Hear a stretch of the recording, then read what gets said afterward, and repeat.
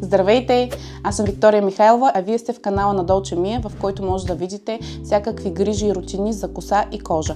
Ако съдържанието, което правим, ви харесва, моля, дайте един палец нагоре. Това е единствения начин, по който може да ни покажете, че това, което правим, е полезно. Днес ще говорим по една тема, която е изключително болезнена за всяка една жена и всяко едно момиче, а именно черните точки. Това са онези петънца, които се задържат изключително дълго върху нашата кожа, било то брадичка, нос или чело. Ще ви разкажем защо се появяват и как да ги премахнем бързо и дълготрайно. Черните точки се появяват, когато порите се запушат със себум, мъртви клетки и замърсявания.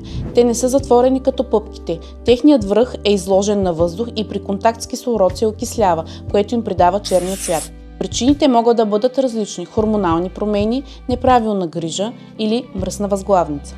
Първата и най-важна стъпка е почистване с гел. Това е добре да се прави 2 пъти дневно, като сутрин след ставане, преди нанасенето на грим, и вечер преди лягане. Ако търсите такива продукти, може да разгледате Dolce Mia BG, където може да откриете необходимите продукти за вашата кожа, било то за суха, комбинирана или склонна към омазняване. Тук и сега ви давам промокод, който може да приложите към вашата поръчка, който може да видите тук, и то е DMTUB. Ексфолиацията е следващата ви най-добра стъпка.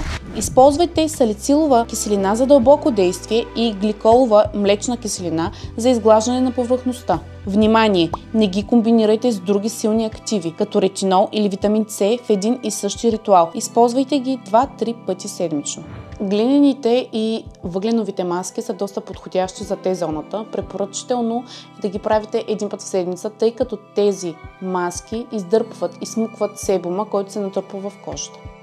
Моля ви, не изстисквайте черните точки с пръсти. Това може да доведе до възпаления, разширени пори и дори трайни белези. Ако имате упорити черни точки, най-добре потърсете професионално почистване при козметик. Използвайте некоменогенна козметика. Това е козметика, която не запушва порите, както при грижата за кожата, така и при декоративния грим. Добавете ниацинамид. Той регулира омазняването, успокоява кожата и помага при склонност към черни точки. Отличен избор, ако искате балансирана и чиста кожа без дразнене. И един съвет, който аз също като жена може би пренебрегвам, и това е честата смяна на калъвката на възглавниците ни. Те съдържат и абсорбират изключително много себум, който се отделя от кожата на лицето и от косата ни, който съответно прониква в нашата кожа. Ако черните точки са постоянен проблем, помислете за микродермабразио, химически пилинг или лазерна терапия, процедури с дълбоко действие и дълготраен ефект. Нека обобщим. На първо и най-важно място, почиствайте добре вашата кожа. Използвайте ексфолиращ продукт 2 пъти в седмицата, съдържащ абразивни частици. Трето, използвайте маска в Т-зоната.